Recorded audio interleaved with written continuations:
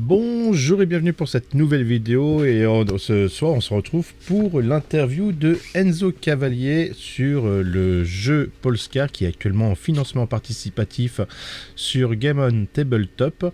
Encore un très très beau jeu. J'ai eu l'occasion de faire une rencontre avec ce Polescar durant Octogone et j'ai été très très interpellé par le sujet.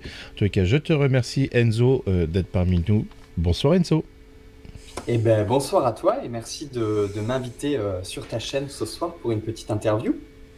Bah, merci d'avoir surtout accepté et d'être parmi nous pour nous faire découvrir ton jeu. C'est ton premier jeu, je crois. Oui. On va avoir le temps de beaucoup en parler. Déjà, toi Enzo Cavalier, qui es-tu? Qui je suis? Je suis ouais, Enzo Cavalier. Pour Polescar, je suis auteur et illustrateur.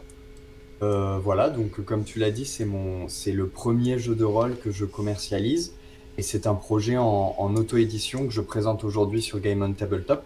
Donc voilà, ça fait un peu plus de 5 ans que je travaille sur le projet, sur l'univers, etc.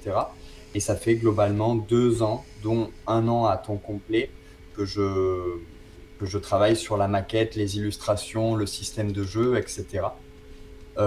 Et sinon, je suis géographe de formation, spécialisé dans la recherche des risques naturels en montagne. D'accord. Voilà. Alors je te disais avant qu'on était en off que j'avais un point en commun avec toi. Je suis géographe de formation. C'est vrai? Ah ben, je Je- l'ignore. Alors j'ai fait une Je licence, l'ignorais, je voilà. l'apprends en live. J'ai fait une licence de géographie et sauf que moi je me suis plutôt dirigé parce que je suis en milieu urbain en plus dans tout ce qui est le développement Urbanisme. durable, Ah l'urbanisme oui. et tout ce qui est participatif auprès de la population et choses comme ça. Ok. Ah, intéressant. Mais l'intégration du vert dans la ville, tu Ouais, vois. ouais, ouais. Ok. Donc on est Moi, c'était l'autre pendant de la géographie. C'est plus la géographie des risques naturels, des aléas, plus spécialisé en montagne, parce que j'ai fait mes études à Chambéry, à Grenoble. à Paris, il y a moins de montagnes. C'est vrai. C'est triste, mais c'est comme ça. Donc Polescar, je pense que si tu précises que tu es géographe et que quand on voit un petit peu déjà ce qui est derrière nous, là dans le fond, on se rend bien compte qu'il y a un truc un peu... comment dire? Alors, bon, ça s'appelle le jeu d'expédition, mais qu'on est dans un univers vraiment des steppes ou je sais pas quoi. Tu vas nous en parler parce que moi j'ai vu pas mal d'illustrations très jolies, mais ça a l'air d'être beaucoup de tribus, beaucoup de peuples comme ça. Ouais, oui, alors pour présenter brièvement Polescar, c'est un jeu d'expédition puisque le concept de base c'est que les joueurs vont créer leur compagnie, ce qui est un peu une société d'expédition. Ils vont choisir leur secteur d'activité, savoir s'ils veulent aller récupérer des ressources, convoyer des marchandises, escorter des convois ou aller explorer tout simplement des territoires vierges pour trouver des ressources. Créer des pactes diplomatiques ou des traités, des droits de passage, etc. Et une fois qu'ils ont créé leur compagnie, qui est vraiment cette entité, ce groupe, ensuite ils vont créer leur personnage et partir en expédition. Et l'idée, c'est qu'une expédition représente une session de jeu où les joueurs vont partir du comptoir marchand, explorer les territoires et si ça se passe bien, revenir. Et tout ça dans le monde du Polescar. Et effectivement, j'aime bien dire que je suis géographe parce que j'ai voulu créer un monde qui est très différent du nôtre, mais qui pourtant a une cohérence géographique et géologique, puisque pour faire très bref, en fait, le Polescar, c'est un monde qui autrefois était un planétoïde uni, comme le nôtre, fait d'océans et de continents émergés et qui a subi un cataclysme géologique il y a des milliers d'années et qui s'est fragmenté en fait, Une sorte de en Pangée. contrées. Peut-être à l'époque, oui. En tout cas, le Polescar tel qu'il était au moment où il ressemblait à notre planète n'a jamais été cartographié, puisque l'humanité, elle en était à l'homme des cavernes, on va dire. Ouais.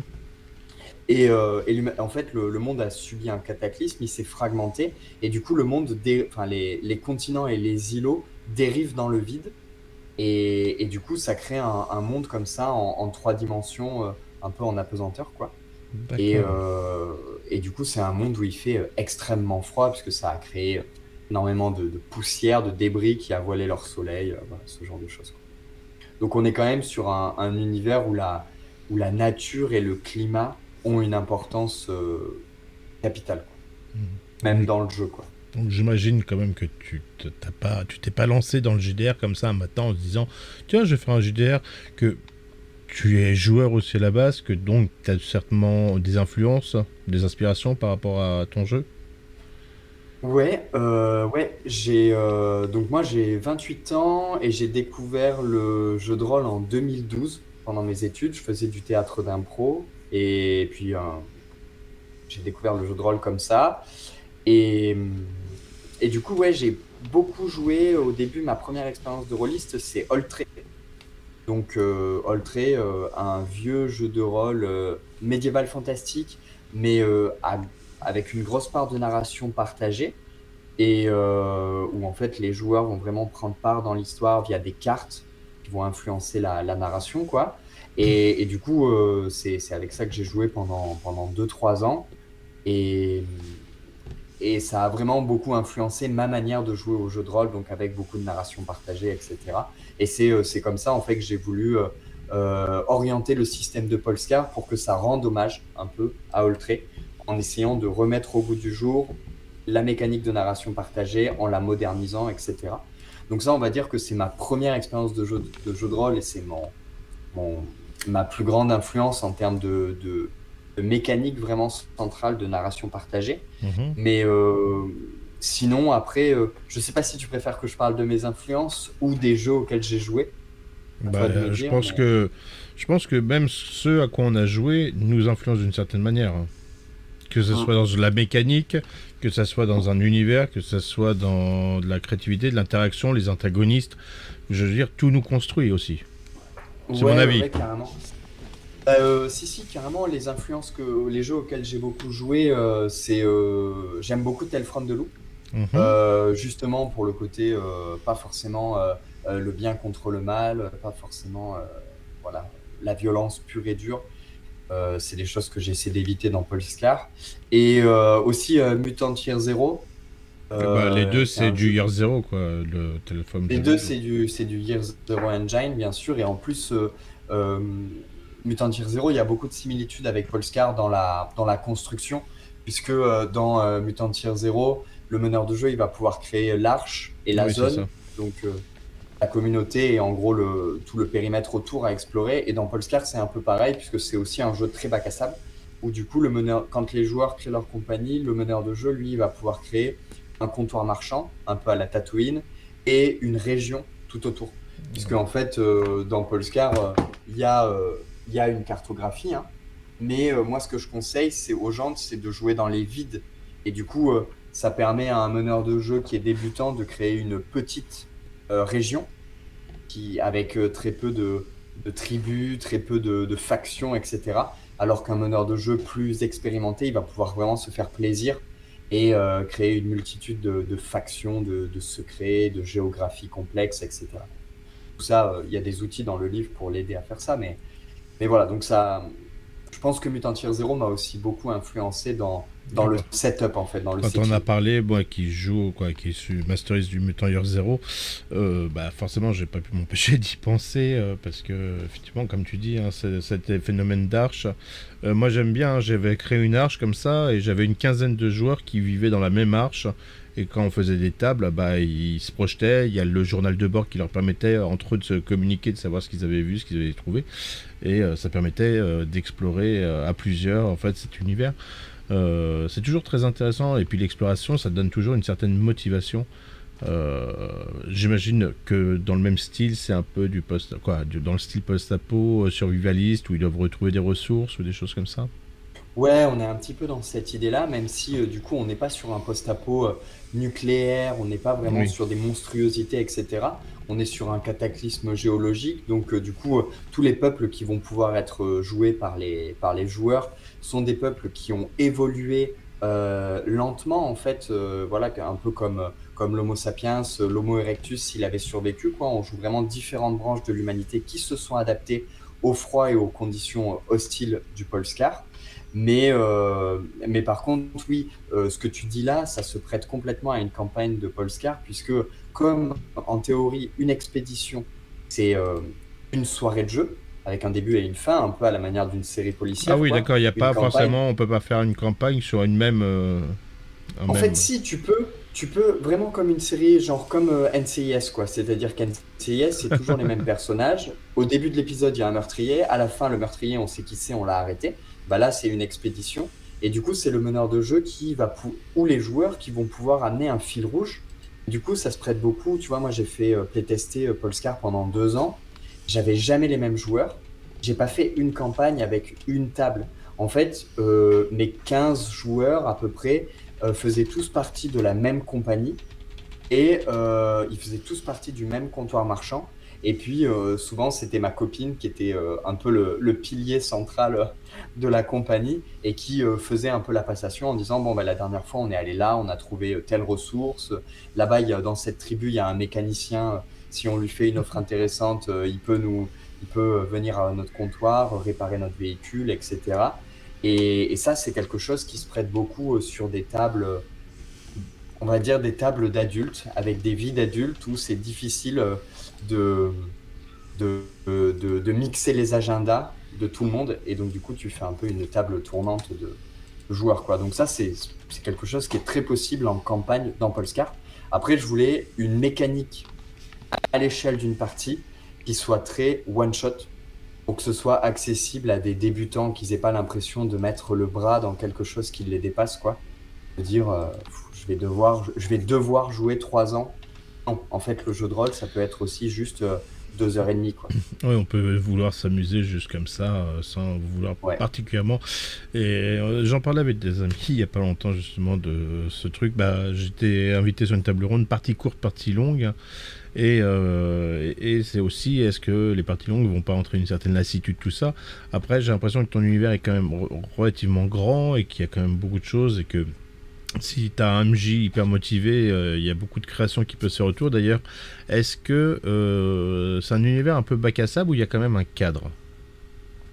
Alors, il y a un cadre qui est quand même très bien décrit dans le livre, puisque du coup, c'est un livre unique qui va décrire pourquoi, en gros, le Polescar s'est fragmenté, les deux principaux environnements, à savoir le Vaste et le Stratos, qui ont émergé en fait de cette déchirure, de ce cataclysme.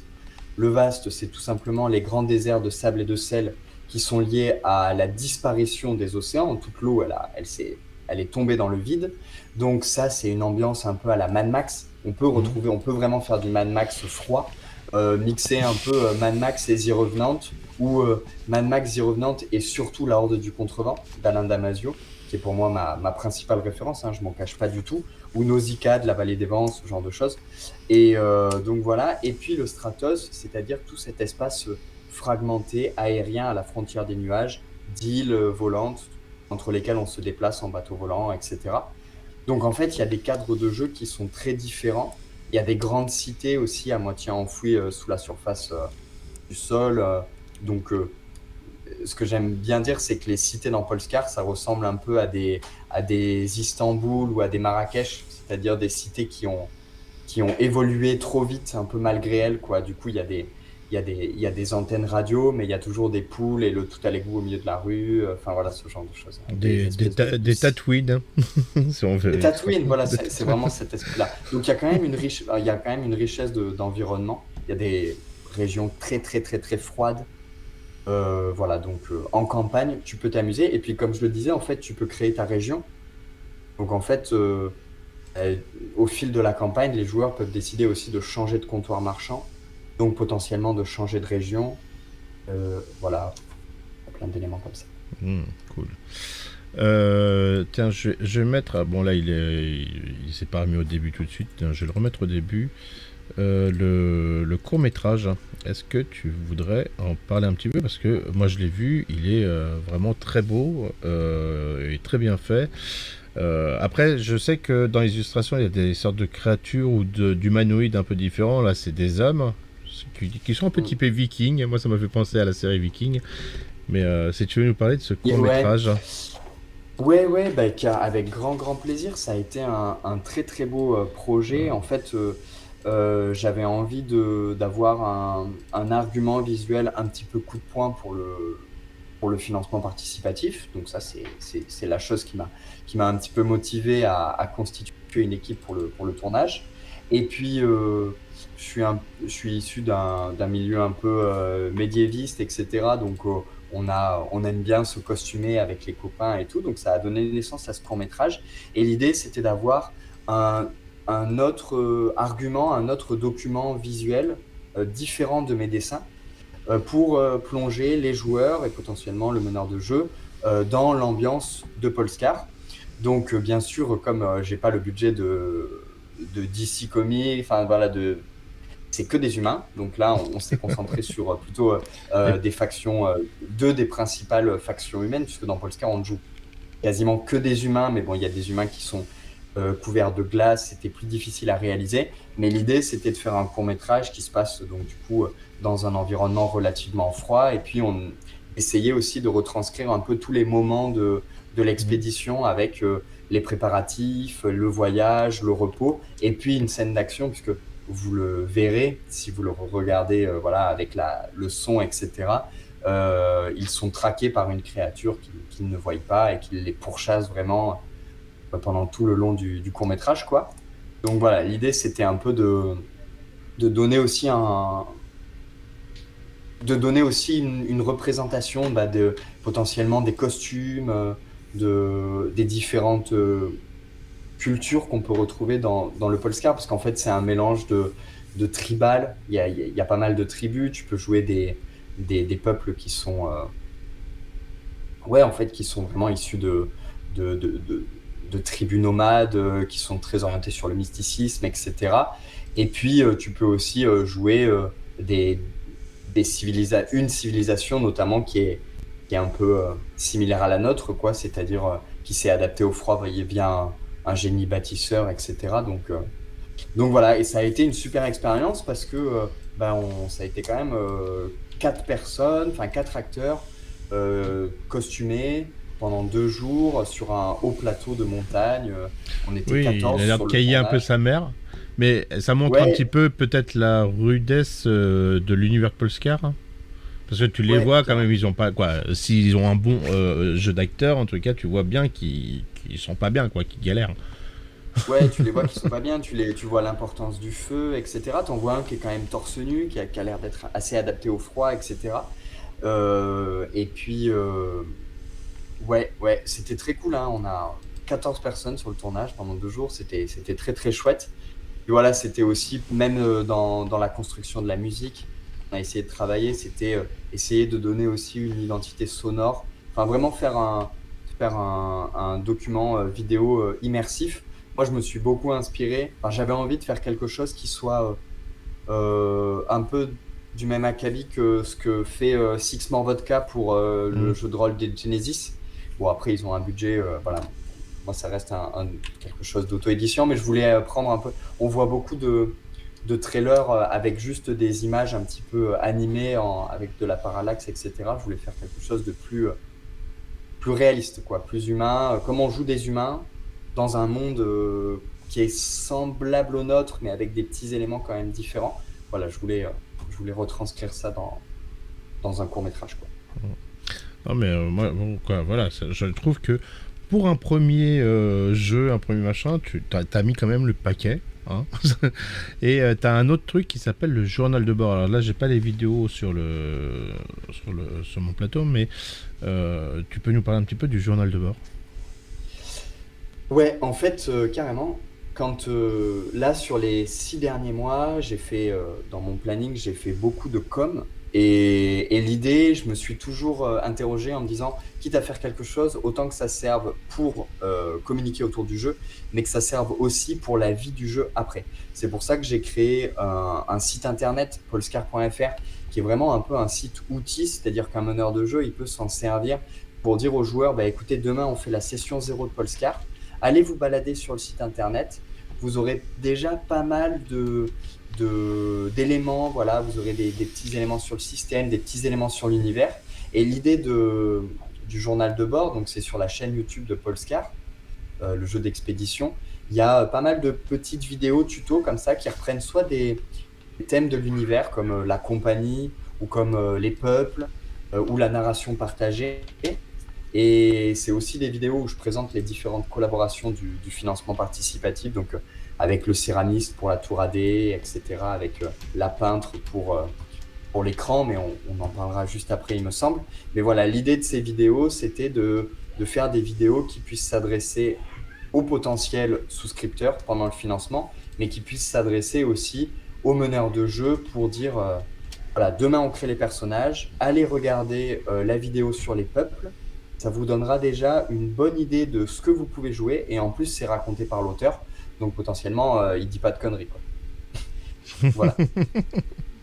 Et j'ai pris goût à faire ça, donc j'en ai fait quelques-unes. Ouais. Et une question que je me suis posée, parce que bon, j'avais quand même ouï dire que tu étais géographe à la base, et j'avais organisé une table ronde comme ça sur le sujet de est-ce que le jeu peut apporter une conscience, alors ça peut être différentes consciences, mais il y avait beaucoup écologique autour par exemple du jeu Vermine, qui voilà, et savoir si Polescar avait aussi cette ambition de d'apporter une réflexion sur notre environnement, sur sa protection peut-être, sur des choses comme ça, sur sa rudesse, sur le fait qu'il faille peut-être être en symbiose avec.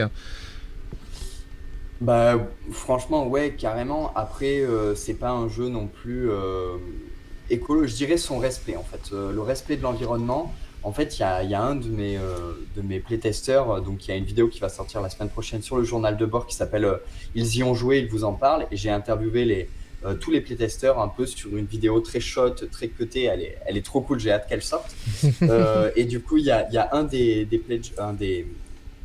playtesters qui dit dans Polescar, on joue des humains dans une nature sauvage où souvent l'homme n'est que toléré. En fait, on traverse des territoires où on est seulement toléré, un peu à la The Revenant ou à la Nausicaa de la Vallée des Vents. Ouais. Et je trouve que c'est extrêmement vrai. C'est que même dans les peuples que j'ai voulu créer, bah, chaque peuple a vécu. Enfin, les peuples ont des cultures qui sont très différentes. Ils ont des manières d'appréhender leur environnement et de vivre plus ou moins en symbiose avec leur environnement.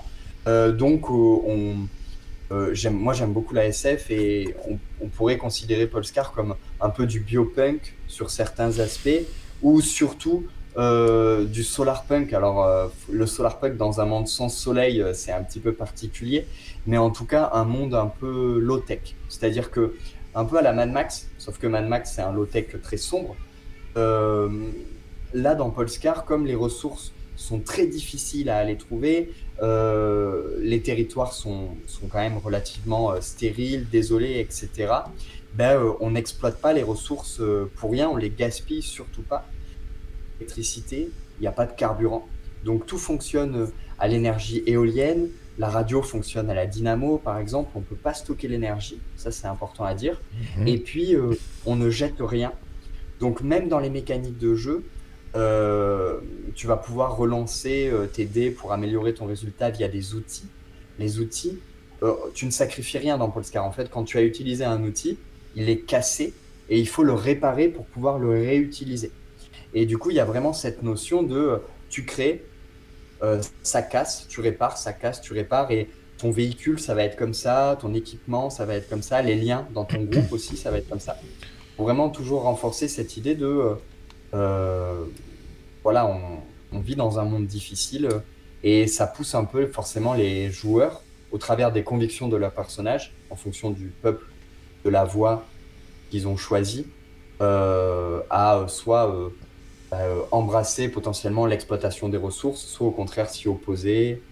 Voilà, ce genre de choses, quoi. Alors, bon, ça va être deux questions en une, mais En gros, il y a pas mal de craft. Tu me Ouais. dis, voilà. Et en seconde partie, alors pas, donc on n'est pas dans du Mutant Year Zero, donc il n'y a pas de la pré-technologie qu'on va réutiliser, mais est-ce que peut-être dans le style civilisation, pardon, on peut faire des sociétés qui évoluent vers d'autres choses peut-être. Ouais, carrément. Bah, en fait, déjà dans les différents peuples qui sont proposés, donc en fait dans le livre de base, puisque au cours du financement, on a débloqué des suppléments qui proposent de nouveaux peuples ou de nouvelles carrières, enfin, notamment un nouveau peuple, et de nouvelles carrières, des nouvelles voies. Ça va vraiment influencer comment ton personnage agit et du coup ce qu'il peut prétendre pour changer, pour faire changer l'univers. Une chose très importante à expliquer, je pense, c'est que dans Polescar, on joue pas des héros. Il n'y a aucune notion héroïque dans le système ou dans la narration, etc. Par contre, donc tu ne tabasseras pas des dragons à main nue dans Polescar, mais par contre, tu vas jouer des ouvriers expérimentés, des travailleurs qui sont compétents, un peu comme des marins ou voilà ce genre d'explorateurs, de pionniers. Et c'est plus une approche cinématique autant dans la mécanique de jeu que dans les actions que les joueurs vont pouvoir euh, mettre en scène via la narration partagée. Et du coup, tu vis quand même des vies d'humains, de travailleurs qui essaient de survivre un peu jusqu'à demain, de faire prospérer leur compagnie, etc. Mais voilà, il y a des peuples qui vivent comme les ciselés, par exemple, qui sont les humains qui sont remontés le plus tôt à la surface, qui sont couverts de glace, qui vivent sur des villages flottants faits de bois et de glace qui dérivent à l'aval des sillages, dans le sillage des blizzards. Bah, en fait, eux, ils ont vraiment une approche très symbiotique en fait avec Krios, le froid, alors que d'autres civilisations comme la résistance, qui eux sont plus, comment dire, inspirés de nos Inuits, de nos Samis ou de nos Touaregs sur certaines tribus, bah, eux, ils vivent en accord avec leur environnement en disant bah, je pêche un poisson aujourd'hui et puis je reviendrai en pêcher un demain. Et ça sert à rien d'installer des filets, de développer un commerce, etc. parce que ça nuit à l'environnement et donc par extension ça nuit à ma tribu. D'accord. Et les joueurs vont en fait, leur compagnie, elle va devoir se placer un peu au carrefour de toutes ces questions et prendre forcément parti à plein de moments, quoi.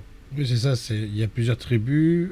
Est-ce qu'ils s'entendent bien? Est-ce qu'il y a de la politique peut-être entre eux, ou des accords, ou des... Je ne sais pas comment... Ouais, c'est ça. En fait, c'est vraiment c'est un jeu qui est pas du tout centré sur le combat. Il y a du combat, enfin il y a pas de règles de combat à proprement parler, mais voilà, Bon, il y s'il a doit y en du avoir, il y a combat. quand même quelque chose qui est prévu au cas où. Voilà, s'il doit y en avoir, un personnage peut avoir une arme à sa ceinture. Il y a des carrières qui sont un petit peu plus spécialisées sur le combat, encore que c'est plus des protecteurs ou ce genre de Chasseurs choses. ou des trucs comme ça peut-être, ouais. Des chasseurs, exactement. Mais par contre, moi, je préfère présenter Polescar comme un jeu de diplomatie, de commerce. Voilà, tu vas plus être amené à aller explorer des territoires au nom d'un comptoir marchand ou juste au nom de ta compagnie, cartographier des secteurs, escorter des convois, soit de réfugiés, soit des convois de transport de nourriture, etc.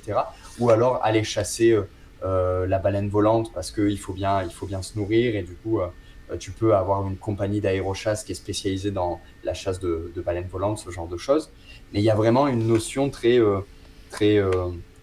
routinière, mais c'est un mot qui est connoté un peu chiant, mais c'est vraiment cette idée de une expédition dans Polescar, ça peut être partir à la chasse à la baleine volante, dépecer la baleine volante et revenir en fin d'expédition pour négocier un peu tout ce que tu as pu retirer de la baleine. Mais ça, tu vas peut-être le faire une expédition ou deux, ça va être un peu le cœur de compétence de ta compagnie. Mais dans Polescar, on joue surtout des voyages et on sait que dans un voyage, il peut se passer plein de choses. Et donc, c'est là que via des imprévus de voyage, etc., va surgir l'aventure en fait. Oui, Comme parce une que sortie en mer ne se passe jamais bien, quoi. je pense que... parce que c'est la question que je me posais aussi quand j'ai préparé l'interview. Je me suis dit, bon, je connais pas le jeu, faut que je réfléchisse. Et il doit y avoir quand même une motivation à bouger, parce que dans un milieu hostile, on se dit pas, bon bah je pars explorer juste pour le fun, hein, juste pour explorer. Ouais, bah, ouais, c'est clair. Bah, déjà, ce qu'il faut dire, c'est que tu joues pas non plus. Enfin, tu joues quand même pas Mémé qui va acheter son pain. C'est-à-dire que tu joues pas des héros, mais tu joues ce qu'on appelle des engagés. Ton personnage dans Polestar s'appelle un engagé. C'est le membre d'une compagnie d'expédition. C'est quand même quelqu'un qui a, entre guillemets, assez de cran, assez de courage pour quitter un peu la sécurité du comptoir marchand pour aller explorer des territoires, rencontrer une tribu, etc. Hmm. Donc, il y a quand même une notion un peu de pas de héros, mais de pionnier, voilà, ou de colon, d'explorateur. Donc, il y a cette notion-là. Et l'autre notion, c'est que, euh, comment dire, tu vas avoir envie de faire prospérer ta compagnie, soit pour améliorer ton véhicule, soit pour améliorer ton réseau de contacts, ou il y a un système de jauge diplomatique qui représente un peu comment toutes les factions du comptoir marchand et de la région perçoivent ta compagnie, quelles sont les relations que vous entretenez avec ces factions. Donc, donc les contrats, qui sont un peu les objectifs d'expédition, euh, c'est assez simple pour un meneur de jeu d'imaginer des contrats, puisque moi, en fait, bon, je suis l'auteur du jeu, c'est facile, mais un scénario dans Polescar, je l'écris sur un petit bout de post-it en disant, bon, bah, eux, ils ont une compagnie de convoi, bah, ils vont devoir aller transporter une marchandise d'un point à un point B. Le point B, c'est une livraison, enfin, c'est un point de livraison au milieu du désert. Le commanditaire, il a été un peu évasif sur qui était le destinataire. Bon, ben voilà, ça, c'est mon expédition. Hmm. Après, tout ce qui va se passer en route, les voyages, comme c'est laissé à la narration des joueurs, qu'on va générer des imprévus et c'est les joueurs qui vont dire ce qui se passe, ben en fait, les rebondissements de l'histoire, c'est pas à moi de les prévoir. Donc, il y a vraiment cette idée de one shot où c'est assez rapide en fait finalement pour un meneur de jeu pour créer un scénario. Ouais, parce Parce que là, que on me dit dans le chat, on me dit, et ça c'est typiquement, hein, c'est genre, on peut aller faire un truc machin, et on me fait, est-ce que genre on peut découvrir, alors, comme tomber sur un temple souterrain sous la glace par exemple. Mais j'imagine que on peut créer des trucs annexes, bah, je veux dire comme tout maître de jeu, hein, je peux répondre à tout à fait. C'est que si au moment de mon expédition, c'est toi qui décides de générer l'imprévu et que moi, en lançant juste un D6, donc pour définir si c'est une rencontre, un obstacle ou un lieu, je tombe sur un lieu et que toi, en générant la gravité de cet imprévu, tu tombes sur aubaine ou catastrophe hein, en fonction, tu peux tout à fait mettre en scène le fait que vous découvriez un temple souterrain sous la glace. Moi, je ne l'avais pas prévu, mais en fait, à vous, au nom de votre compagnie, de vous concerter avec les autres joueurs pour dire est-ce qu'on y va? Est-ce que juste on le ping sur notre carte, sur notre journal de bord en disant on va pas y aller parce qu'il faut qu'on livre cette marchandise, mais par contre, notre prochaine expédition, mardi prochain, là, quand on se réunit, on fait nos préparatifs pour aller explorer ce temple et on n'en parle à personne parce qu'il faut qu'on soit les premiers à l'explorer. Et là, le meneur de jeu, qu'est-ce qu'il fait? Eh ben, en fait, le meneur de jeu, il n'a pas forcément de carte de la région. En fait, il la donne aux joueurs. Du coup, les joueurs, ils marquent qu'il y a un temple souterrain là. Et puis après, libre au meneur de jeu d'inventer une intrigue, voilà, soit sur le pouce, soit s'il est débutant en disant, écoutez, c'est une grosse expédition, vous y retournez la fois prochaine. Entre guillemets, vous me laissez le temps de préparer le temple et puis on ira découvrir ça, quoi. ça c'est un truc que j'aimais bien faire, entre autres avec Mutant Year Zero ou des trucs comme ça d'exploration, c'est de désigner plus ou moins des cartographes ou des choses comme ça, et en fait ils vont dessiner la carte au fur et à mesure qu'ils vont avancer. Parce que Exactement. c'est toujours intéressant. Et tu fais une bonne transition en parlant des jeux de dés, puisque dans mon suivi, dans mon déroulé, on passe au système et le système mécanique, mais aussi particulièrement puisque c'est un jeu narratif. C'est ça? Et ouais, ouais, carrément. Et ben, Donc comment très ça fonctionne la brièvement, mécanique de tout ça? comment ça fonctionne? Donc la mécanique de base, moi j'ai voulu créer un système dédié pour le jeu que j'ai appelé le système D, qui est un système qui a vraiment pour objectif C'est vrai que système D, de normalement placer. je te coupe 2 secondes, mais système D c'est système des merdes, hein, en vrai. Ah oui, mais c'est exactement système des merdes dans Ah bon? Polescar. Parce que tu vas te démerder en fait. Tu pars en autonomie complète. pour ceux dans le chat ou même toi, je ne sais pas si vous avez eu l'occasion de faire des treks en autonomie complète. Et chaque objet que tu places dans ton sac à dos doit avoir non pas une, mais deux ou trois utilités. Ouais. Et parce Pour que éviter de trop tu de vas le porter surcharger, pendant... voilà. exactement, et puis tu vas le porter pendant 20 jours, 30 jours. Donc voilà, et donc il y a vraiment cette notion-là. Donc le système D, c'est vraiment ça, quoi. Et avec des mécaniques de gestion d'inventaire qui sont très simplifiées, qui sont très narratives via des mots-clés pour que le joueur puisse faire ce qu'il veut.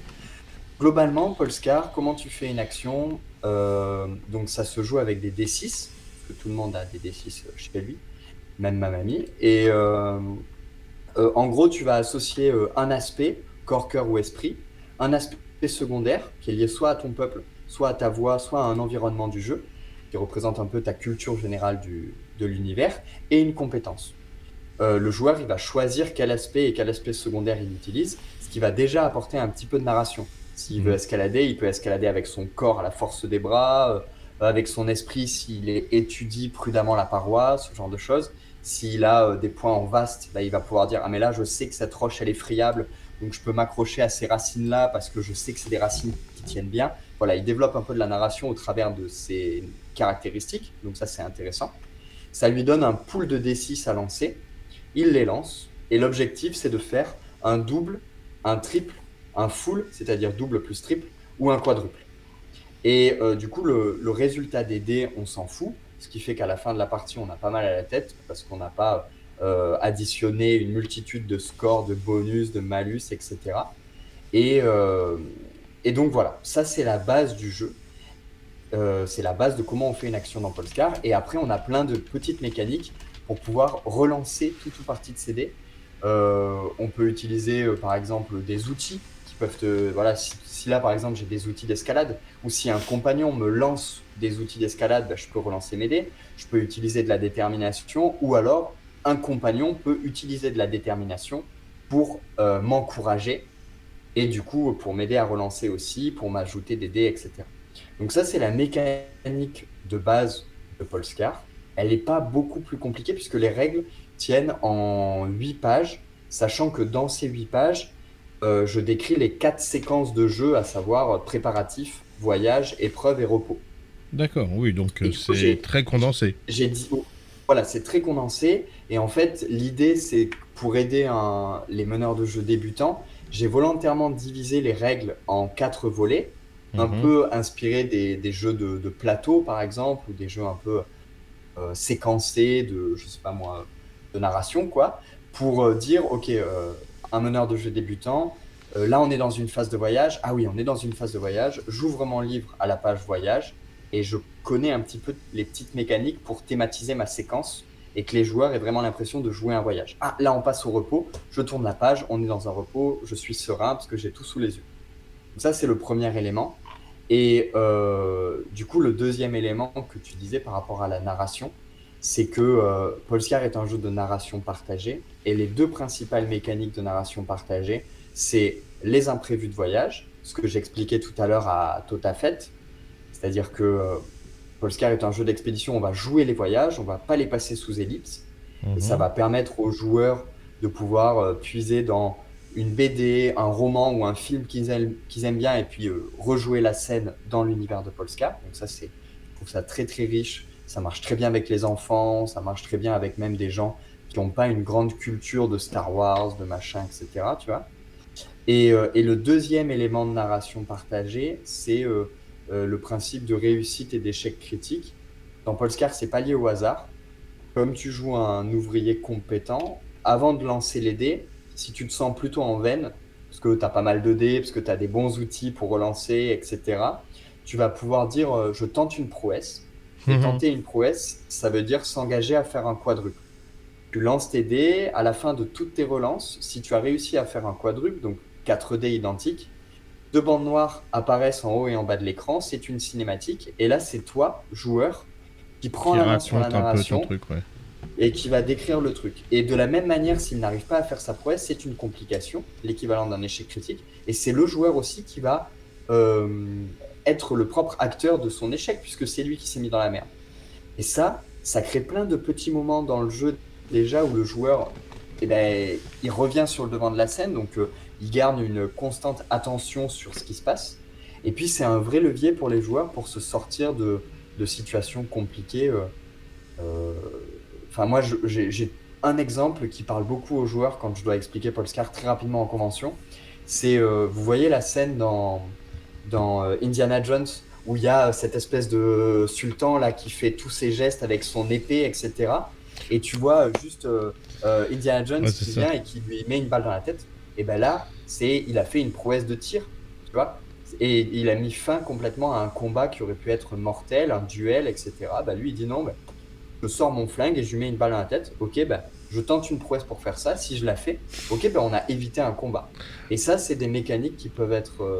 Alors, Enfin, c'est la mécanique qui est dans la poussée. vraie motivation, il devait y avoir une vraie scène, et juste Harrison Ford avait une gastro ce jour-là, il a écourté la scène. Oui, oui. Donc, c'est pas Mais vraiment une ça, prouesse. Mais c'est mais ça, on resté. le sait pas. Mais c'est resté, et ça fait partie des scènes mythiques et Des cultes. scènes cultes. Ah Voilà. ouais, ouais, du cinéma, Parce qu'elle est même très avec drôle, elle un est très grand drôle, C. hein. Elle Et est magnifique, cette scène. tu disais là justement, jouer, si tu joues avec des enfants, des jeux comme ça, alors c'est quand même dur comme univers. Tu conseillerais quel âge? Alors, eh ben, c'est une parfaite transition. Là, en convention, j'ai joué avec quelques tables d'enfants à partir de 12 ans. D'accord. Donc, des enfants avec des parents. Donc, ça marchait quand même bien. En fait, pourquoi je dis que c'est plutôt adapté à des enfants, enfin, que ça peut s'adapter à des enfants, c'est que premièrement, les illustrations, mon style graphique n'est pas violent. En fait, il y a très peu de violence. Les couleurs sont très pastel. Les personnages n'ont pas l'air de guerriers ou de Hmm. monstres, etc. Ça a l'air vraiment d'être des humains un peu bizarres, mais des humains quand même, quoi. Donc là-dessus, c'est assez cool pour les enfants. Et la deuxième chose, c'est que c'est pas du tout un jeu de violence. Et souvent, la violence, elle est amenée par les joueurs. Les créatures, par exemple, elles ont plein d'autres mécaniques que simplement combattre jusqu'à la mort, parce que je voulais justement m'éloigner des jeux où même un lapin, il va se battre jusqu'à la mort pour défendre son terrier. Là, on est vraiment sur des mécaniques où les créatures, elles vont fuir, elles vont se rendre. Les gens, ils vont fuir et ils vont se rendre, parce que même un pillard, il a potentiellement une femme, des gosses, etc. Et donc, ça pousse aussi les joueurs à se décortiquer pour trouver d'autres manières de résoudre des conflits ou des interactions hostiles. Et donc voilà, les enfants, moi quand je fais jouer Polescar, il n'y a aucun coup de feu qui est lancé, ou alors c'est des coups de feu en l'air pour vraiment dire aux créatures, t'approches pas, quoi. Ah, On est vraiment là-dedans. tu me fais aussi ma transition, c'est génial parce que justement la question d'après c'était est-ce qu'il y a un bestiaire, hein? Est-ce qu'il y a des créatures autres que ce qu'on pourrait connaître, le cerf, le lapin, le machin? Alors, il n'y a pas de cerf, il n'y a pas de lapin. Ah, Enfin, en tout cas, c'est. Non, mais en fait, en tout non cas, mais tu c'est parlais pas de des lapin créatures donc. que j'ai décrites. Oui, oui, c'est vrai, mais en tout cas, c'est pas des créatures que j'ai décrites dans le bestiaire. Mais oui, à la fin du livre, il y a une vingtaine de pages qui décrit les créatures les plus emblématiques du Polska, selon tous les environnements. Donc, le Krios, par exemple, a son propre écosystème. Le Stratos aussi. Le Stratos, en fait, c'est un écosystème marin qui a très vite évolué. Donc, on va retrouver des baleines, des méduses et des raies qui volent et des poissons volants, etc.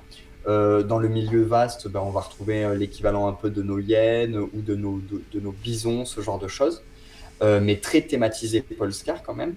Et surtout, au début du bestiaire, tu as un outil qui te permet de créer un peu toutes les créatures que tu veux, parce que comme c'est très narratif, les statistiques des créatures sont très simples. L'idée, c'est vraiment, et je le dis très clairement, hein, prenez une image d'une créature sur Pinterest ou sur Internet qui vous plaît, et grâce à ce petit outil, vous pouvez lui créer des statistiques pour que vous puissiez la jouer en jeu, puisque une créature, elle a bon, des petites statistiques, mais surtout, elle a une capacité un peu unique, qui est une capacité cinématique, charge bestiale, hurlement effrayant, ce genre de choses. Du coup, en termes de mécanique, c'est assez facile à créer pour un meneur de jeu. Et là aussi, même dans les règles, on est sur du bac à sable, c'est que je n'ai pas décrit des pages d'armes en disant, je vous donne un outil, c'est avec cet outil que j'ai créé mes armes, mes armures, créez les vôtres. Et on est vraiment là-dedans, quoi. Hmm. Et Voilà. hmm. Et bah, tu as répondu déjà en partie à cette question tout à l'heure. Sauf pour un élément, effectivement, c'est pas toi, mais j'allais te poser des questions sur les illustrations, parce qu'il y a quand même pas mal d'illustrations. Et le site, si vous avez l'occasion d'aller sur le site, hein, je mets les liens bien sûr, vous verrez que le site est très beau et très riche aussi. Et d'ailleurs, il y a un bus Ouais, bah, scolaire, j'ai pas compris. il y a un quoi? Il y a une sorte de bus scolaire dedans, j'ai pas compris. Un bus? Ah, le chenillet, tu veux dire? Ah, je sais pas, mais c'était un camion et c'est vrai que par rapport à ce que j'avais vu du teaser, du court métrage, des trucs comme ça qui faisait vachement primitif, je me suis dit tiens, il y a des véhicules. Mais On est alors technologie, mais c'est un point qui peut aussi donner une information importante pour les joueurs. Technologiquement, les deux dernières technologies majeures inventées par la nation polskarite, c'est-à-dire la civilisation qui se rapproche le plus de nous avec un savoir bâtisseur, industriel, etc. Hormis le bateau volant qu'on a inventé il y a 150 ans à peu près, euh, l'humanité, elle en est à la boîte de conserve et à la radio. Et on est d'accord, une radio Première Guerre mondiale. à Galais. Voilà. Mais où, voilà, Première, Seconde Guerre mondiale, en fonction de comment on voit le truc. Mais globalement, voilà, on est les débuts, en fait, de l'industrialisation. Mais il y a quand même, oui, il y a quand même des véhicules qui fonctionnent au charbon. Et puis, quand ils sont dans le vaste, quand ils sont lancés, ils déploient des cerfs-volants, ce genre de choses, pour être vraiment tractés par les vents, les blizzards, etc. Donc, D'accord. on est sur des trucs comme ça. Et voilà. Et du coup, pour répondre à ta question, ouais, les illustrations, je me suis mis à dessiner il y a 2 ans, en fait. Quand j'avais vraiment mûri tout l'univers, que j'avais commencé à travailler le système et commencer les playtests, j'ai commencé à mettre en page le livre et je travaille sur Illustrator. L'avantage d'Illustrator, c'est que tout est une image, un texte, Oui, j'ai de la tout est une image. vectorisation, donc C'est de la vectorisation et du coup, j'ai tout dessiné, les dessins à la souris. Donc, c'est tout à la vectoriel souris, aussi. oui, c'est moins pratique, mais oui, tu peux. Voilà. Et du coup, bah, c'est moins pratique, mais ça donne un petit peu cet aspect-là. Un aspect, du coup, de personnage assez géométrique. En fait, c'est que des polygones avec très peu de détails. Par exemple, un vêtement, ça va être une couleur et puis une couleur un peu plus sombre et une couleur un peu plus claire. Et voilà, on est vraiment sur des choses, du coup, très pastel. Mhm. Mais Oui, toi aussi, tu as suivi tes cours de SIG et de Carto sur Illustrator à la souris. ouais, c'est vrai. C'est vrai que j'ai commencé. En fait, enfin, tous mes mémoires de Bon, géographe, on l'a tous fait, hein, je te rassure. mes plans, mes cartographies de terrain et tout, je faisais tout à Illustrator. Donc en fait, et à la souris. Donc du coup, j'ai essayé la tablette graphique, mais tu vois, je l'ai vendue hier sur le Bon Coin et ça faisait 2 ans qu'elle traînait dans une armoire.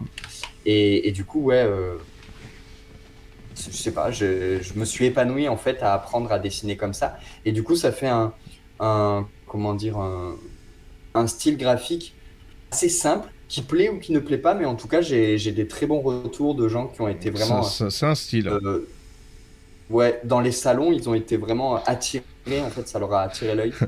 Donc, moi, Dans c'est le cool. chat, on me dit AutoCAD, quoi. Alors non, AutoCAD, non, c'est trop cher. La licence est trop chère pour les facs. Ouais, exactement. Non, la licence, c'est clair. ArcGIS, AutoCAD P12, c'est en design ou en ingénieur. Ils ont plus d'argent. c'est ça exactement. Non, non, nous, on n'avait pas du tout AutoCAD, voilà. Non, non, nous, c'est Illustrator avec la licence étudiant, machin truc, de Adobe.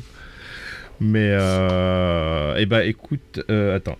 Hop, hop, hop. Je passe là parce que là, c'est vrai que tout doucement on y arrive et que la personne qui posait la question est le 90e contributeur. C'est Donc, vrai. pardon, pas le Attends, 90e, le 60e et ah oui, donc parce on que est à si on a 190%. gagné. Ouais, ouais. Oh là là, eh ben merci à. Du coup, on a eu. Donc, c'est qui? C'est Totafé, c'est Ouais, ça? c'est ça, tout à Eh fait. ben merci beaucoup à Totafé. Qui Et apparemment. je l'invite à rejoindre notre Discord s'il le souhaite, puisque on a un Discord d'à peu près 70 personnes. Donc, tu vois, il y a beaucoup de gens du Discord qui étaient était là au rendez-vous. C'est ce qui a participé à financer le jeu en 3 heures et tout. Mais sur le Discord, on parle de pas mal de choses et peut-être là, on va l'évoquer brièvement. Mais j'ai vraiment structuré le Discord comme un peu des groupes de travail. Enfin, Hmm. ça a l'air chiant dit comme ça, mais c'est des petits salons où en gros, voilà, il y a par exemple le recueil. C'était à la base un concours de scénarios. Donc, il y a 7 scénarios de ce recueil qui ont été écrits par des membres de la communauté Discord que j'ai relus, corrigés, que je suis en train d'illustrer pour eux. Et du coup, au cours de la campagne, on a débloqué 2 suppléments. Et du coup, ces 2 suppléments ont leur salon dédié dans Polescar. Voilà, je pose des questions. Euh, on va y venir, je pense, mais notamment l'adaptation de Polescar pour les enfants, Polskid. Il y a un Oh, c'est vrai groupe de mignon. travail. Ouais, c'est le jeu, c'est Polskid, le jeu des petites expéditions. Et c'est un vrai supplément, hein. Je parle vraiment d'un supplément qui va soit permettre à un enfant de jouer avec des adultes, soit de faire jouer Polescar à une table d'enfants. Et je suis en plein dedans là. J'ai travaillé là-dessus toute la journée, enfin une bonne partie de la journée. Et Ah du oui, coup, effectivement, je vois l'onglet Puzzle Kit, ouais. voilà. Mais on peut, je me laisse guider par toi là-dessus. Vas-y. Alors, là, je suis passé sur la feuille, sur la feuille, sur la page de présentation de l'actuel, du financement, pas de l'actuel pierre, rien du tout. Donc, tu es à 60 souscripteurs, tu es à 180, donc bientôt, 190, bientôt 200% de ta demande de financement, ce qui est pas mal puisque tu as commencé, il y a 4 jours. Ouais, C'était j'ai le 15, commencé c'est lundi ça? à 18h. Déjà, tu es conforté dans ce que tu avais demandé pour pouvoir produire ton truc et puis le distribuer correctement. Ça veut dire que tu as convaincu quand même pas mal de gens déjà. On va parler de quoi? On va parler déjà des différents pledges que tu proposes. Donc, Ouais. enfant de la nation, je suis pas sûr c'est quoi exactement. Alors, on Ah peut oui, les c'est le détailler, nom. je peux te les détailler brièvement. En gros, Enfant de la Nation, c'est vraiment la contrepartie de soutien. C'était la contrepartie que je réservais à mes proches, enfin, que je réservais. Voilà, que pour mes proches, c'est-à-dire, c'est une contrepartie qui est achetable un nombre illimité de fois. Et du coup, c'est vraiment pour faire du soutien, quoi. Ensuite, tu as donc ne rien attendre en retour, si ce n'est le nom dans les crédits, quoi. Ce qui est déjà Ensuite, sympa, il y a donc, beaucoup qui le font pas, quoi. C'est ce que je faisais la réflexion. J'ai remarqué que, et il y a pas longtemps, moi j'ai participé à un truc que j'ai reçu, et il y a même pas le remerciement aux souscripteurs, c'est juste, ils se remercient entre eux. Et d'accord. j'avais trouvé ça. Alors, pour te dire, Gaimon, enfin ma conseillère de Gaimon m'avait déconseillé de la faire, cette contrepartie. Elle m'a pas trop expliqué comment la faire, quoi. Elle m'a dit non, mais ça marche pas trop, voilà, c'est pas très important. Et moi, ça a été quand même quelque chose. Enfin, j'ai pas mal de personnes, notamment de la communauté Discord, etc., qui ont pris un pledge et qui ont aussi mis 5 ou 10 euros Oui, pour combien un le petit projet, puisque plus, c'est un histoire projet de de cœur. soutenir le truc, quoi. Carrément. Donc ensuite, tu as la contrepartie recrue. C'est une contrepartie numérique, c'est-à-dire que pour 30 euros, tu as le livre de base en PDF. À chaque fois, tu D'accord. as le nom dans les crédits, donc je ne vais pas le répéter, mais tu as le livre de base en PDF, Mhm. plus tous les paliers débloqués qui ont et qui vont être débloqués en PDF, rajoutés là-dedans. Tu as accès à tout ça. Sachant que l'un des premiers paliers après les 100%, c'était de dire que le recueil d'expédition, qui n'a fait que grossir depuis lundi, est disponible en PDF. Donc au final, ça fait quand Mhm. même une très belle contrepartie pour ceux qui aiment les PDF. Ensuite, à 50 euros, tu as la contrepartie basique, on va dire. C'est la contrepartie spécialiste où tu as le livre de base, donc un livre de 320 pages en physique et l'écran. Ah, on n'a pas parlé du Euh, format, c'est du A5, du A4? c'est du A4. D'accord. A4 couleur. Donc Et A4, 300 pages, ouais, c'est un beau bébé déjà. c'est un beau bébé, oui. Bah, en fait, l'idée, c'était de proposer un livre, comment dire, un livre univers. Il y aura pas il y aura pas vraiment de supplément. Tout ce qui est, tous les suppléments potentiels que je voulais faire ont ou seront débloqués dans la campagne Bon, tu viens de via tuer des mon petits livres. avant-dernière question, merci. Pardon, désolé. Non, je t'en Désolé, désolé. prie. Non, mais en plus, je me garde un petit peu d'herbe sous le pied. Mais voilà, donc tu as le livre et l'écran. Ensuite, pour 70 euros, tu as le livre, l'écran et le recueil de scénarios. Donc ce Mhm. recueil, en fait, à la base, ce n'était que 7 expéditions. Et puis, au final, à chaque fois qu'on a franchi des paliers, chaque collaboration que j'ai montée avec des chaînes Twitch ou YouTube avait leur palier. Et donc, tu vas retrouver dans ce recueil les personnages sous forme de personnages pré-tirés, donc les personnages que les gens de l'actual play ont créés sous format de pré-tiré, et le scénario que je leur ai fait jouer, un peu en mode cinéma, en gros, revivez le scénario de votre chaîne YouTube préférée. Donc ça marche bien, et ça fait Sympa. surtout que je plonge les joueurs dans des ambiances très particulières. Euh, voilà, par exemple, un exemple tout bête, mais la semaine prochaine, il y a un actual play avec les gens de la CAL, si tu connais, Mhm. voilà. Du coup, je leur fais un scénario en pleine grève ouvrière à Hélios, dans une grande cité abritée, etc. Et du coup, ils ont créé leurs 3 personnages, machin. Donc, ce scénario sera dans le recueil. Ensuite, pour 90 €, tu as le livre, le recueil, l'écran et les dés. Ça me permet Alors, d'introduire les je dés. descends sur les dés parce que là on les voit pas trop, mais qui sont très jolis en Ouais, bois. vas-y. Alors, ouais, les dés, donc, élément important, tout est fait en France, sauf la pâte à papier qui est lituanienne pour Oui, tous les là c'est livres très produits compliqué en plus, hein. en Europe. Mais tout est fait en France. Et là, donc, les dés, ce sont des dés en bois. C'est un set de 10 dés en bois qui sont gravés artisanalement par un copain. Et c'est pour ça que tous ces petits objets sont en série limitée. Il s'est engagé à faire 30 sets de dés, Ah ce qui oui, fait quand j'avais même pas vu, 300. oui. Il fait quand même 300 dés. Mais voilà, donc le pack Texif, c'est ça, c'est les dés en plus. Et ensuite, tu as le pack Régent à 160 € où tu as le livre, le recueil, les dés, l'écran, et tu as les cartes, donc le paquet de cartes et Alors la les tour. cartes sont où elles sont là, voilà. Et la Le pack, tour en céramique qui est superbe. voilà, donc les cartes, elles sont produites à Lille par une société qui fait que des cartes pour jeu. C'est un paquet de cartes de 40 cartes au format bridge, donc format Mhm. carte Pokémon. Voilà, qui vont vraiment. Donc, c'est des cartes où il y a. Ouais, chacun Non mais, sa non référence. mais après c'est intéressant si tu veux les protéger individuellement et acheter les Ouais, Slayer. les Voilà. sleeves là, ouais. C'est les sleeves de Pokémon. Donc, c'est quand même les sleeves qui sont pas trop chers. Parce que, voilà. Oui, Euh, et du coup, comment dire? C'est des, euh, c'est des cartes où il n'y a aucune donnée numérique, il n'y a pas de règles, etc. C'est juste des illustrations, soit de personnages, soit de créatures, pour illustrer ta partie et dire là, au détour du canyon, vous rencontrez cette créature et sur son dos, il y a ce mec. oui, c'est des Voilà, ça mini illustre tout. illustrations qui permettent d'animer quoi, comment dire, nourrir, on va dire le Ouais, visuel sur les choses. Ouais. exactement. Pour ceux qui m'ont déjà vu jouer ou quoi, mais moi j'ai un carnet rempli de croquis et du coup quand je vais en convention, je montre souvent et là vous voyez cette dame qui vous parle, machin. Bah, l'idée c'est d'avoir des personnages comme ça, sachant que un des paliers du financement, c'était de débloquer 4 pages à la fin du livre de base, un peu comme dans les BD où tu vas avoir un recueil de croquis, etc. Donc on a débloqué Mhm. ça aussi. Donc ça c'est les cartes. Et la tour, c'est une tour à dés en céramique qui est réalisée par aussi un copain qui est céramiste de profession, céramiste low-tech. Donc c'est une tour, il s'est engagé à en faire 20, donc ça sera quand même unique. Ça c'est quelque chose à dire. Et on a vraiment voulu créer un objet central qui va être utilisé par tous les joueurs. Donc tu as 3 compartiments dans le plateau. Chacun va pouvoir jeter les dés. On s'est inspiré un peu des plats à tagine marocains, ce genre de D'accord. choses.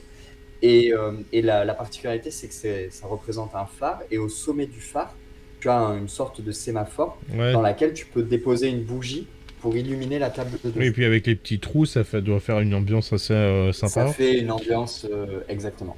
Donc voilà, donc ça c'est la contrepartie Régent. Et ensuite, il y a une contrepartie boutique. Et après, il y a une contrepartie un peu folle, on va dire, Oui. qui n'a pas forcément pour objectif d'être prise, même si quelqu'un la prend, j'en sera le plus heureux. C'est la contrepartie immaculée Mm. et c'est une contrepartie à 1 300 € puisque ça propose l'entièreté de la gamme Polescar plus une bague. Cette bague, elle a été réalisée par Lucas Hage, qui est celui qui est le costumier, mais aussi le personnage principal du court-métrage que vous avez vu, ce un peu typé sultan là, qui survit peut-être à la fin, on ne sait pas. En tout cas, qui se fait attaquer à la fin par la créature. Et en fait, lui, il est artisan joaillier de profession. Et en fait, quand on a monté cette collaboration pour le court-métrage, etc., il est tombé amoureux de l'univers et il a voulu proposer des bijoux dans l'univers de Polescar, Mm. Notamment une bague très prestigieuse. Je On viens de parle voir de... la composition, en fait, je l'avais pas lu, et j'ai fait, ah ouais, quand même. Oui, on est sur une bague, C'est-à-dire que vraiment, c'est une bague. déjà le lot à 1003 avec la céramique d'un artisan et machin, on est en deçà du vrai prix de valeur de revente hein, de tout ça. Oui, c'est exact. En fait, lui, il fait des bagues à 1 500 euros. Pour vous donner une idée, hein, il a créé une bague pour Johnny Depp. Voilà, Johnny Depp lui a acheté une bague. Bah, Enfin, une tête voilà. d'Indien, j'imagine. Non, non, un truc un peu inspiré Pirates des Caraïbes, machin. Elle est visible sur son Instagram, je lui fais un petit peu de pub. Mais voilà, vraiment, l'idée, c'était de créer une belle bague. Elle est amovible, donc en fait, le visage de l'homme, il est protégé parce qu'il est en or, en or bleu. Dans Donc bleu, c'est ouais. un or très tendre et il est protégé par un masque, un peu inspiré des masques vénitiens, qui est amovible. Vraiment, voilà, il est sur rotule, machin, pour protéger son visage. Donc on est sur une très belle bague. Si vous voulez, je ne vais pas m'étendre sur le sujet, si vous voulez plus d'informations sur chacun en fait de ces objets particuliers qu'on n'a pas l'habitude de voir dans les financements, euh, chaque artisan fait l'objet d'un journal de bord où en Ouais. fait je les ai interviewés, on les voit en train, la peintre de peindre, le céramiste de faire les prototypes autour, et puis là le joaillier de sculpter des diamants, de polir dans son atelier. Donc c'est Mm. des chouettes vidéos quand même. Oui, parce qu'on l'a pas dit qu'on n'a pas eu d'illustration, mais le seul que t'as pas fait, c'est l'écran. Le seul que je n'ai pas fait, exactement, la seule illustration que je n'ai pas faite, c'était Voilà. l'écran parce que je voulais un visuel qui soit peut-être plus reposant du visuel numérique et quelque chose de plus sobre pour mettre en valeur potentiellement le visage du MJ derrière. Et donc voilà. Et du coup, c'est une peintre aquarelliste qui a réalisé la toile. Donc elle a été réalisée en- sur une toile de 90 centimètres par 30 à la peinture à l'huile. Donc ça fait quelque chose de très texturé. Même là, si ce sera une reproduction, on est d'accord, on voit vraiment les coups de spatule, etc. Et d'ailleurs, la toile elle pouvait être acquise en option. Elle était à 120 euros en option, vraiment Tu sous vois. la forme d'une belle toile. Et elle a été prise là, il y a hier, je crois, ou avant-hier, Ah, par un d'accord. backer. Super. Et on me demande si la bague a sa place dans les objets du livre. Ou Et c'est ben c'est une, ou c'est un et truc ben qui a c'est rien à une, voir. Je sais pas. non, si c'est une très bonne question. Et ben tout à fait, comme je sais désormais que tu as pris un livre de base, je t'invite au moment de la réception à consulter le chapitre Bazar et à aller regarder dans le rayon des reliques. Et peut-être, dit-on que tu trouveras cette bague. Bon. Peut-être ça veut dire que peut-être il t'a influencé à l'ajouter ou peut-être il y a potentiellement un déjà. Peut-être potentiellement à y est déjà. Voilà. Oui, oui, c'est cette idée-là. Et du coup, Lucas, le bijoutier, là, il propose aussi un pendentif en option. Pendentif qui serait un petit peu plus inspiré d'une médaille de soldat ou ce genre de choses. Donc Mm. voilà, l'idée, c'était de proposer des objets dans des matériaux un peu plus nobles que du plastique. Donc, on a du bois pour les dés, on a de la céramique pour la tour, etc. Tout ça pour rester un peu dans cet esprit de Polescar, on fabrique avec ce qu'on a, on réutilise, etc., quoi.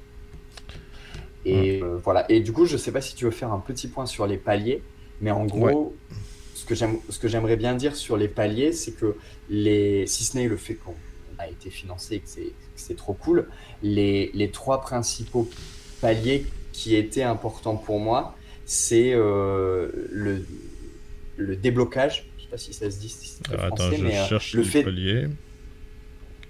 c'est juste en dessous des Mais ça y est. contreparties Non. en grand. Ouais. Voilà. Ah oui, Ouais, voilà. Bah, en fait, sous les paliers, hop, tu as les objectifs. Et en gros, donc il y a pas mal d'objectifs qui sont, comme je te disais, nés des collaborations, etc. Mais les trois objectifs violets, là, c'est le livret Polskid, c'est-à-dire l'adaptation de Polskar pour les enfants, le Mhm. livret Guerre boréenne, qui est un vrai supplément qui propose un cadre de jeu différent du cadre de jeu initial, c'est-à-dire que c'est très inspiré du film Fury, où tu vas jouer dans un contexte militaire de guerre contre Machina, tu vas jouer plus des compagnies militaires, des compagnies de chars, ce genre de choses, ce qui rajoute D'accord. une nouvelle voie, la voie du soldat, un nouveau peuple, etc., et un nouveau véhicule. Et le livret Portamundis, qui lui est plus un livret qui se place dans une ambiance d'exposition universelle et un peu dans l'ambiance de la série Arcane, si vous l'avez vu sur Netflix, mais voilà, une Mhm. ambiance un peu plus technologique, etc., quoi. Bon, on n'y est pas Révolution, encore technologie. pour le 12e palier, mais on n'est pas loin. On n'est pas loin. Voilà, on n'y est pas encore, mais voilà, ça, c'était justement, c'était un peu pour relancer ta question sur est-ce que potentiellement il y aura une suite? Bah, la Mhm. suite, elle est débloquée au travers de ces paliers-là, quoi. Alors déjà, je vous invite à débloquer, à faire les partages Facebook, parce qu'il y a aussi des choses à débloquer avec Facebook. Mhm. Je sais pas d'ailleurs, je me suis toujours demandé c'est compté comment vous le voyez pour ces trucs-là. Alors, eh ben, tu sais quoi? Il y a un membre de ma communauté Discord qui m'a demandé ça cet après-midi. Je lui ai dit, c'est très obscur, même pour ma conseillère Gaemon. En fait, même la conseillère Gaemon, elle m'a dit, nous, on n'a pas vraiment d'outils pour quantifier le nombre de partages. Non, on En fait, en a si un, tu veux, mais je sais pas s'il l'utilise, mais ça existe, oui. ouais, en fait, il y a un élément, c'est que sur la colonne de droite, en dessous de toutes les petites vignettes de contrepartie, la Mhm. colonne, quand tu remontes là, tu as partagé sur les réseaux sociaux, et là, tu as un nombre. Là, actuellement, on est à 179. Ah, c'est quand on partage à partir d'ici, mais en fait, ils voient pas. C'est quand vous... Par exemple, nous, quand on fait de la publication pour le truc, on publie ouais, aussi, hein. ça compte pas. Ouais, mais D'accord. ça compte pas. Et c'est vraiment ce truc-là. Par contre, ça a augmenté très, très vite pour Polestar, et du coup, je sais pas comment ils quantifient. Bah Je pense écoutez, que c'est pas un partage par adresse IP. Je pense que c'est un partage par support. C'est-à-dire que si tu partages une fois sur ton ordinateur, une fois sur ta tablette, une fois sur ton téléphone, ça va compter comme trois voilà. partages. Et normalement, là, t'es à 178 parce que je viens de repartager le truc. Comme ça, on fait tous augmenter et on débloque. Bah non, ça a même pas bougé. Mais c'est une honte, hein. C'est vrai? Ah ouais. Bah franchement, je sais Attends, pas je comment ça réactualise pour fonctionne. voir. Non, mais moi j'ai réactualisé, je suis à 179, donc... Ah, bah quelqu'un avait partagé. Moi, j'étais à 177 quand je l'ai fait. Donc, Ah ouais, ok. je Bah sais écoute, pas, c'est peut-être. obscur. Ouais, c'est obscur. Je vois ça. Mais bon, c'est pour ça que c'est des petits cadeaux, mais c'est des cadeaux qui viendront faire vivre la chaîne Ouais. YouTube, etc. Et alors, j'étais sur les. Voilà. Donc là, je vois qu'on arrive aux 7000 avec quoi? Bientôt avec le Portal Mundis. Est-ce que d'autres vont se rajouter? Oui, alors Ah, là pour l'instant, ce qu'il faut savoir, c'est que du coup, là, tous ces livrets-là, ils sont ajoutés en PDF. Le 13e, le 13e objectif, c'est un objectif qui est lié à Portamundis, comme le 11e objectif était lié à Guerre boréenne, mhm. c'est-à-dire que c'est l'ajout d'un scénario au livret, un scénario qui se passe dans ce cadre de jeu-là. Donc ça, c'est un premier élément. Et après, le 14e objectif, c'est une mini-campagne de 3 scénarios qui vont pousser le meneur de jeu à dévoiler le plus gros secret de l'univers de Polescar. Donc, c'est C'est un trois rêve. one-shots. On est dans une matrice. Non, pas du tout. Mais tu vas voir, c'est un peu pareil. C'est-à-dire que c'est 3 scénarios que tu vas pouvoir intercaler au milieu de ta campagne. Tu vois, tu vas jouer, hop, tu vas D'accord. intégrer le scénario, tu rejoues. Et c'est une campagne qui va t'amener à aller au-delà des nuages, au-delà de la nébuleuse, et découvrir ce qu'il y a au-delà. Donc ça, c'est assez important dans l'univers. Et ensuite, les autres livrets, c'est tout simplement le fait que tu vas pouvoir, euh, euh, si on atteint le palier 15, je crois, donc 8 000 euros, ce qui n'est pas impossible parce qu'on est à 18 jours de la fin du financement, Disons que ça mais avance bien, ça avance bien. ouais, il va falloir cravacher quand même. Mais voilà, mais on peut y croire. J'y crois. C'est le fait que tous les backers vont pouvoir choisir, à 8 000 euros, ils vont pouvoir choisir un des 3 livrets qu'on aura débloqués, et celui-là, ils le recevront en physique. Et le palier d'après, ils pourront en choisir 2 des 3. Donc, par exemple, tu as des enfants, tu dis, bah, moi, Paul's Kids, ça me plaît. Le côté grande découverte, Portamundis, ça me plaît. Bah, ces deux-là, je les choisis et je les recevrai en physique D'accord. dans ma contrepartie, ce qui est toujours plus agréable que du PDF. Oui, c'est ce que on en parlait en off juste avant. C'est vrai qu'on aime bien aussi bouquiner. C'est pratique le PDF pour préparer son scénar quand on le fait sur ordi. Mais Mm. c'est toujours très agréable de l'avoir. Et au final, ça nous ramène. Parce que déjà, comment ça s'appelle, le cahier là, d'expédition, et je me trompe certainement, recueil Le d'expédition, recueil, il fait déjà combien de pages lui? alors ben, en fait, De base, hein. Il devrait faire combien de pages? Ouais, il pourrait faire combien de pages? de base, il faisait 60 pages. Ce qui est déjà bien. C'est-à-dire que le contrat, c'était que chaque personne qui participait au recueil, il faisait un scénario en 5 pages, illustration comprise. Donc 4 pages de texte.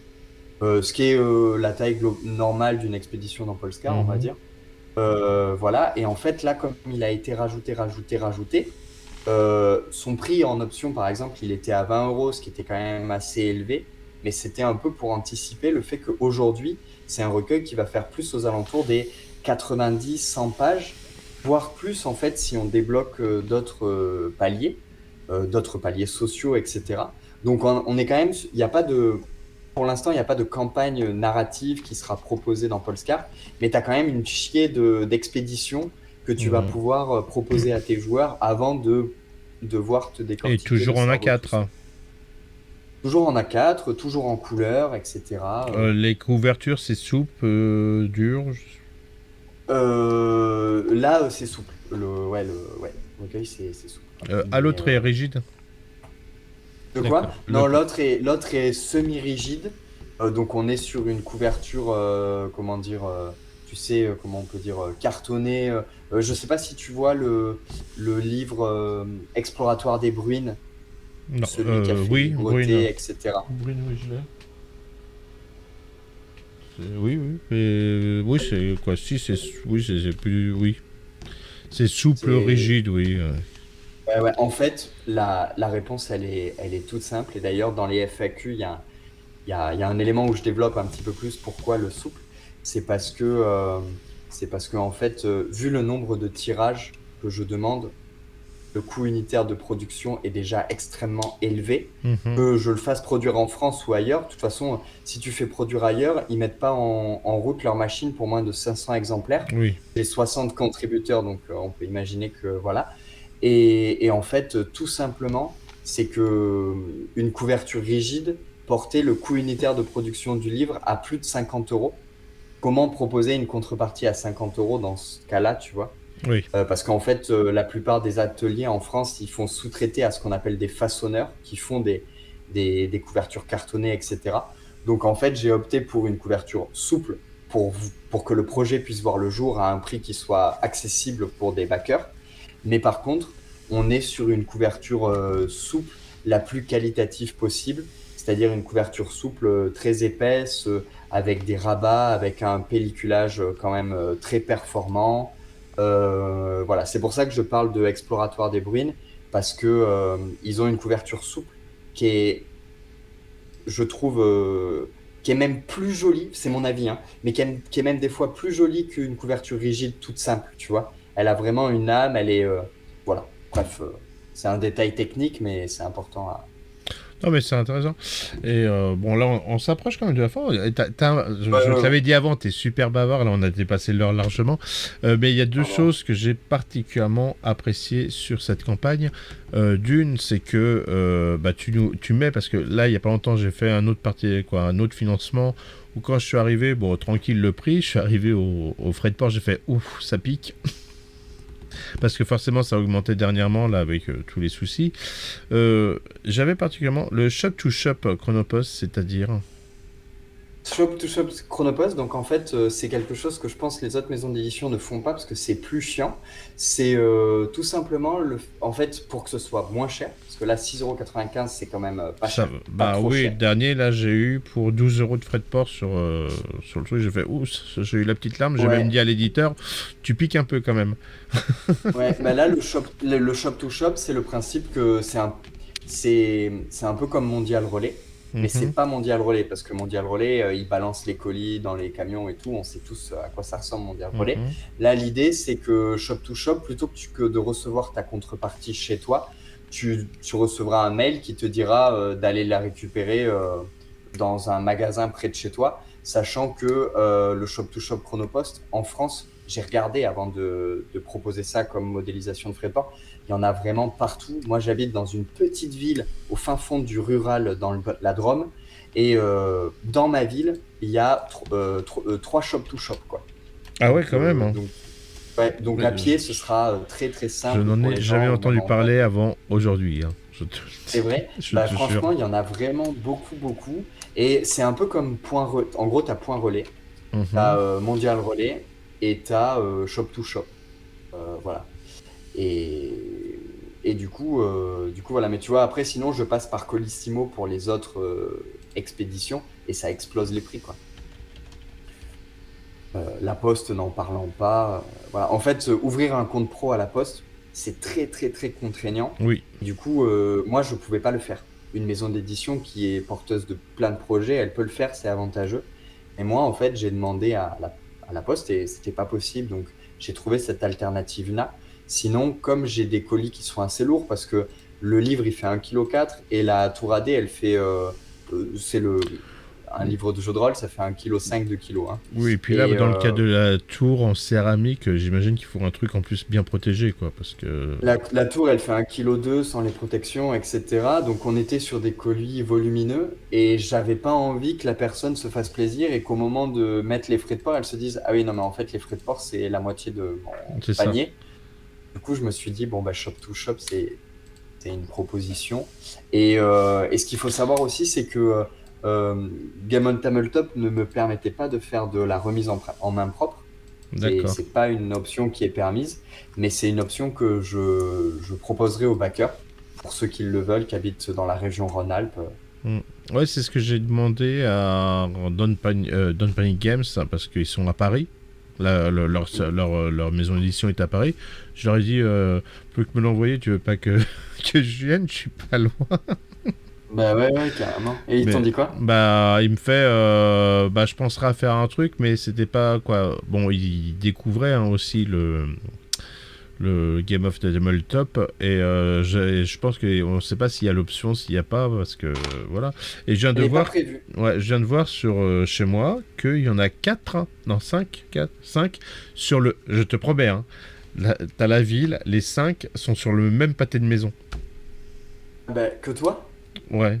Non, pas que de moi, Ouais. au milieu de la ville, hein, mais les shop to shop, en fait, les 5 sont sur pratiquement le même pâté de maison au milieu de la ville, hein. C'est une mafia, en fait. C'est ça. Bah, ils sont aussi autour de la poste centrale, donc c'est peut-être pour ça.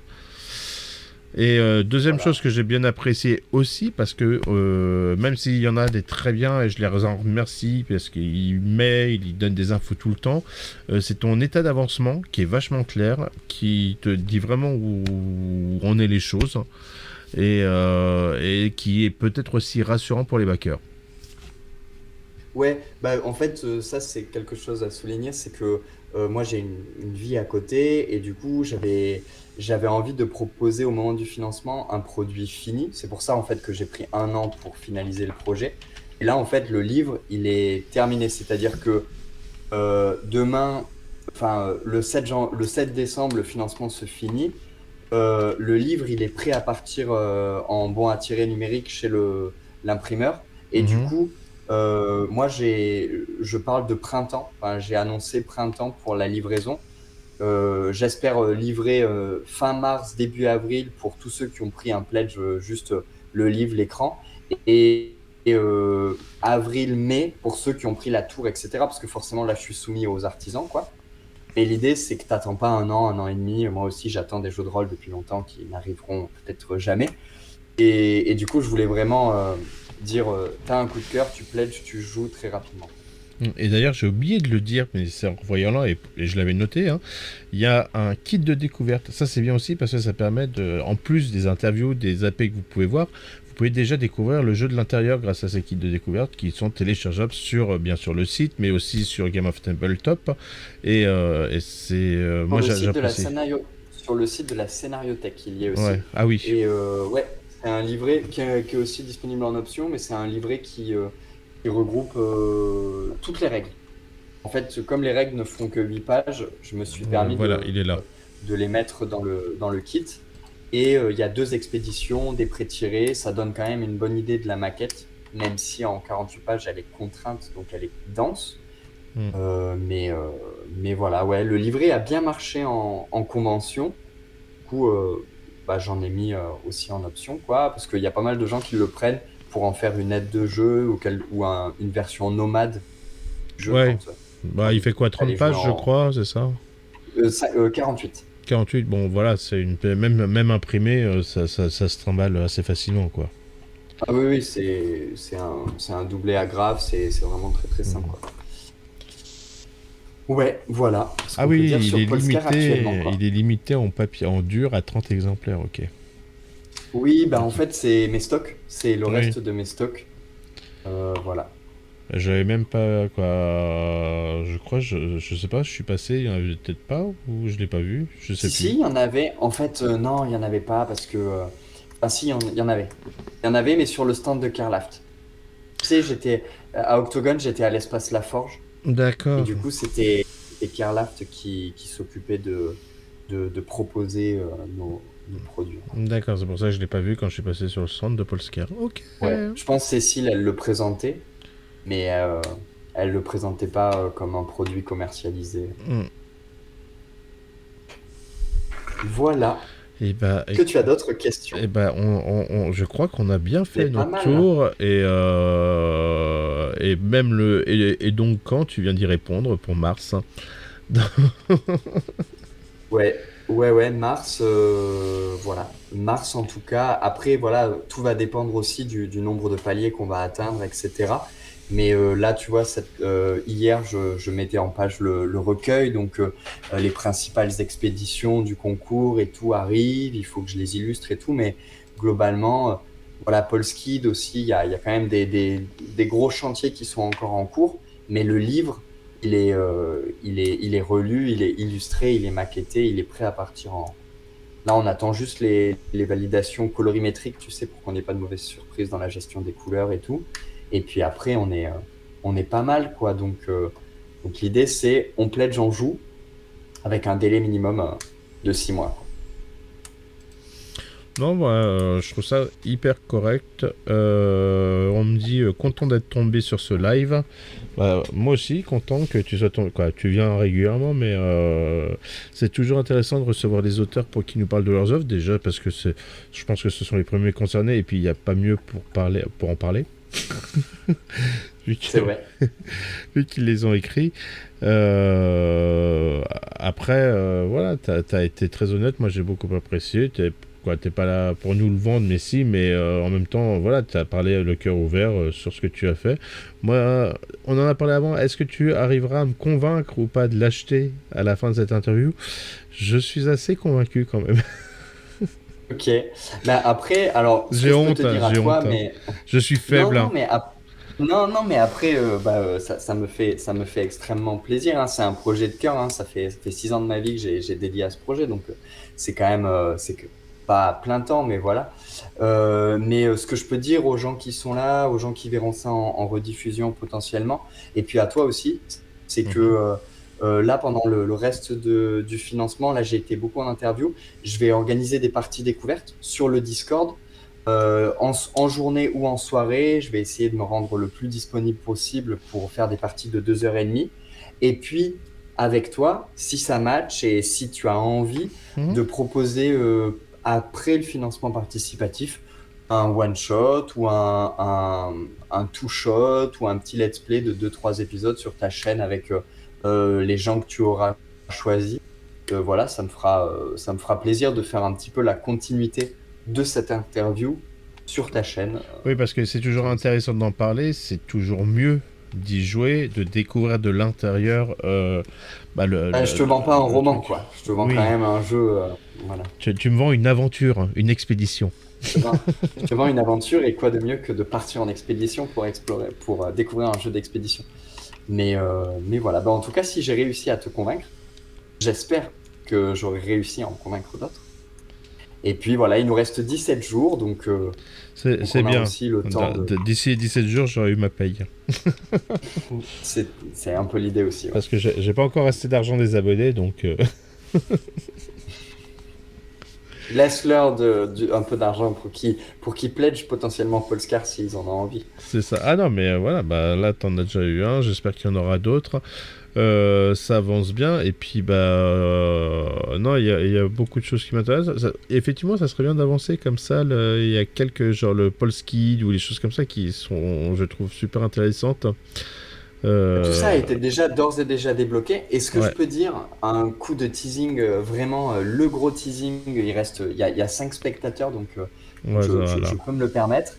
Ce qu'il faut savoir, c'est que le dernier week-end avant la fin du financement, donc le 1-2 décembre, il va y avoir une très grosse annonce qui va être faite, un très gros projet sur lequel je travaille en collaboration avec un membre de la communauté. Et ce sera un projet assez, comment dire, euh, assez, j'ai pas le mot, je suis un peu fatigué, mais vraiment un projet qui va permettre une aventure. On va proposer aux pledgers, donc à tous ceux qui auront pledgé, de participer à une aventure Mhm, assez immersive.